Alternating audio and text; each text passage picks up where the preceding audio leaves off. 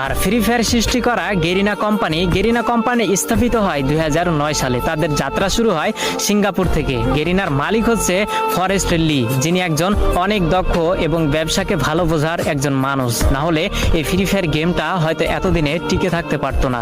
তো 2009 সাল থেকে গেরিনার যাত্রা শুরু হলেও তারা কোনোভাবে কোনো গেমে সাকসেস পেল না, সবকিছুতেই তারা ফেল হয়ে গেল। একের পর এক ভিডিও গেম রিলিজ করেও মানুষের মন জয় করতে পারছিল না। তো 2014, 15, 16 সালে গেরিনা বেশ কয়েকটি গেম মানুষের সামনে উপস্থাপন করে, কিন্তু এত পরিমাণ ভালোবাসা এবং এত পরিমাণ জনপ্রিয়তা পায়নি গেরিনা কোম্পানি ওই অন্য গেমগুলোতে। কিন্তু সবকিছুতেই একটা টার্নিং পয়েন্ট থাকে, যেটা 2017 সালে গেরিনা কোম্পানিকে তাদের মোড় ঘুরিয়ে দিয়েছিল।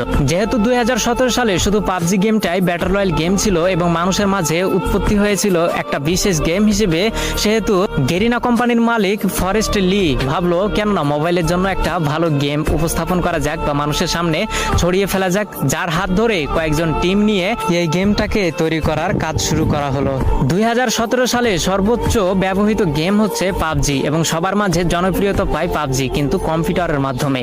ফোনের মাধ্যমে এই পাবজি গেম এতটা জনপ্রিয়তা পায়নি। সেই সুযোগটাকে কাজে লাগিয়েছে গেরিনার কোম্পানির মালিক ফরেস্ট লি তৎক্ষণাৎ ভেবে উঠলো যে মোবাইলের জন্য একটা গেম তৈরি করা যাক, যে গেমটি অনেক কম দামি ফোনেও যেন সাপোর্ট খায়। তো যার জন্য কয়েকটি টিম গঠন করে গেরিনার কোম্পানি ফরেস্ট লি কাজ করা শুরু করলো। 2017 সালের প্রথম দিকে এই ফ্রি ফায়ারটাকে তৈরি করা শুরু করলেও 23 আগস্ট 2017 সালে এই গেমটাকে পুরো বিশ্বে ছড়িয়ে দেয় গেরিনা কোম্পানির মালিক ফরেস্ট লি, যেটি একটি সিঙ্গাপুর কোম্পানি এবং সিঙ্গাপুর থেকে এর হেডকোয়ার্টার এবং পুরো গেমটাকেই পরিচালনা করা হয়। তো 2017 সালে যখন সাধারণ মানুষ সাধারণ ফোনে এই গেমটাকে খেলতে পারতো, তখন পাবজির জনপ্রিয়তা ধীরে ধীরে কমতে শুরু করলো এবং যেহেতু কম দামি ফোনেও ফ্রি ফায়ার গেমটাকে খেলা যেত, যার জন্য সবাই এই ফ্রি ফায়ার গেমে ঢুকে পড়লো। তার দেখা দেখি পাবজিও 1 বছর পরে তাদের মোবাইল ভার্সন বের করলো, কিন্তু অনেকটা দেরি করে ফেলেছিল পাবজি, কারণ সাধারণ মানুষের মনে এই ফ্রি ফায়ারটা অনেকটাই জায়গা করে নিতে পেরেছিল।